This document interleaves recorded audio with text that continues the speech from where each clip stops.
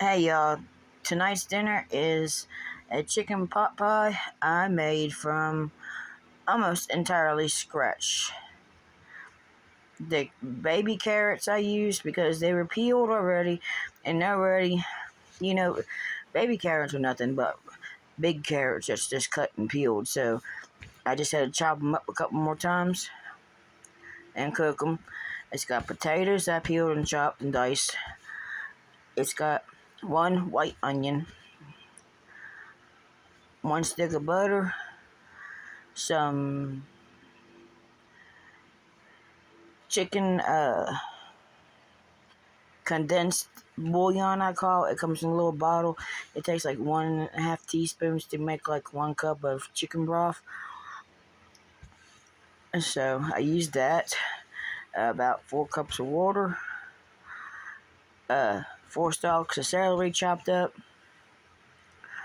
Now, here's the only parts that I didn't use that I did use that weren't homemade. The pie crust. It's a Pillsbury pie crust. And it was hard to work with. I had it in my freezer for quite a long time. I had to use it up. And I also used a square dish to bake it. That's why it kind of looks the way it does. But it's really good, really flaky. I used 1 can of peas because I didn't have any fresh nor frozen peas, so I had no salt added.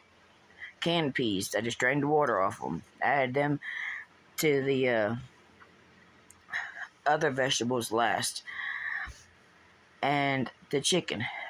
I did not feel like cooking chicken, so I used some Swanson's, I think it's called, canned chicken. I had bought on clearance 2 cans of it, big cans, and I drained and rinsed the excess salt off of it too, those cans.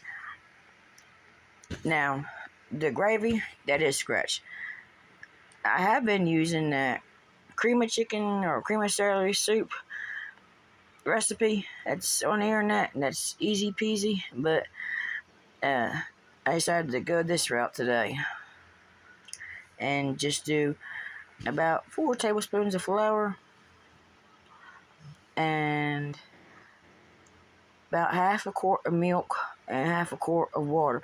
I say quart because I used the quart size ball canning jar, and I didn't really measure. I just made a roux kind of in the jar, took some lukewarm water and milk and mixed it together and added the flour, and I put the lid on. I shook it up and then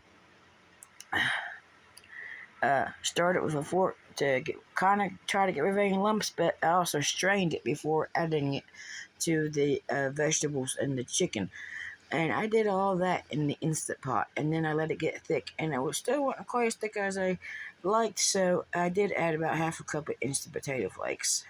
And then I put my bottom pie crust in my Pioneer Woman baking dish, and then filled it about 2/3 of the way with pot pie filling, and then topped it with the other crust, which I wanted to make sure I had enough crust to spread from both ends and both sides of the dish, so I cut it in 4s, and that's kind of why it looks a little butchered, but I don't care. The taste is amazing. It's better than a Marie Callender pot pie. If you like my videos, hit like, subscribe, comment. It's all very appreciated. Share my videos if you want to. Try to help my channel grow. Okay? Thank you. Bye.